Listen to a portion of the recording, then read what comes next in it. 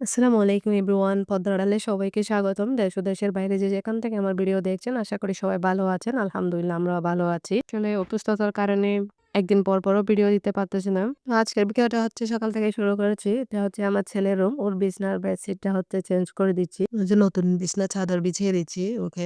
কারণ দেখা যায় সপ্তাহ ১০ দিন পর পর ও বিছানার চাদরটা চেঞ্জ করে দিই। না হলে ও চেঞ্জ করে না, বলতে হয় ওকে। তো যেহেতু আমি চেঞ্জ করি আর ওকে বলি না, সময় মতো আমি চেঞ্জ করে দিই ১ সপ্তাহ পর বা ১০ দিন পর এভাবে। যেহেতু ও বড় হয়েছে ওর বিছানার বেডশিটে তেমন একটা ময়লাও হয় না।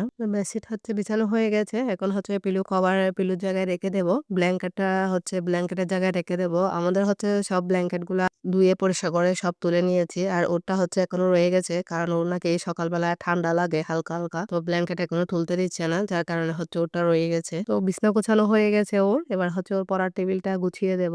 পড়ার টেবিলটা হচ্ছে ১ দিন পর পর আমি গুছিয়ে দিই। মাঝে, মাঝে ২ দিন পরও গুছাই। ওরাও গোছায়, এরকমই গোছায় আরকি। যেটা পড়ে সেটা উপরে রেখে দেবে বই। এটা আর ভিতরে ঢুকাই না। খাতাপত্র সবকিছু এভাবে থাকে। বাচ্চা মানুষ আরকি পড়তে বসছে, কিছুক্ষণ পরে পড়তে বসতেছে। রমজান মাস কোরআন পড়তেছে কিছুক্ষণ।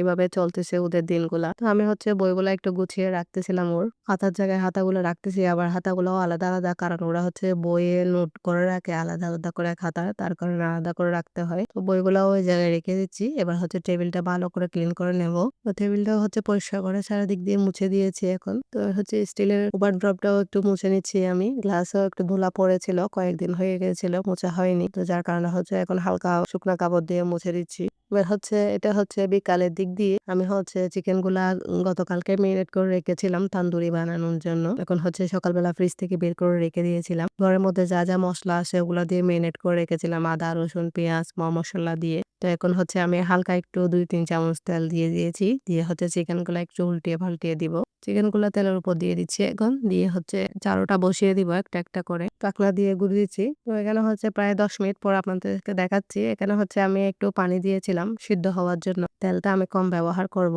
পানি দিয়ে ১ম এ একটু সিদ্ধ করে ফেলবো ভালো করে। তারপর হচ্ছে হালকা একটু তেলের মধ্যে লাল করে ফেলবো। তাহলে খেতে দারুণ হয়। ভিতরে জুসি, জুসি হয়। তাহলে ড্রাই হয়ে যায়। দেখা যায় অনেক সময় চিকেন ভিতরে একদম ড্রাই, ড্রাই থাকে। তো আরো ১০ মিনিট একটু কুক করে নেব। এই দেখতে, দেখতে মাহে রমজান শেষ হয়ে যাচ্ছে। তো সব আপুদের ঈদ শপিং দেখতেছি। মাশাআল্লাহ আমার আপুদের ঈদ শপিং গুলা অনেক সুন্দর হয়েছে। জামা, কাপড়, থ্রি পিস, শাড়ি, জুতো, ব্যাগ আরকি সবকিছু সবার গুলা অনেক সুন্দর।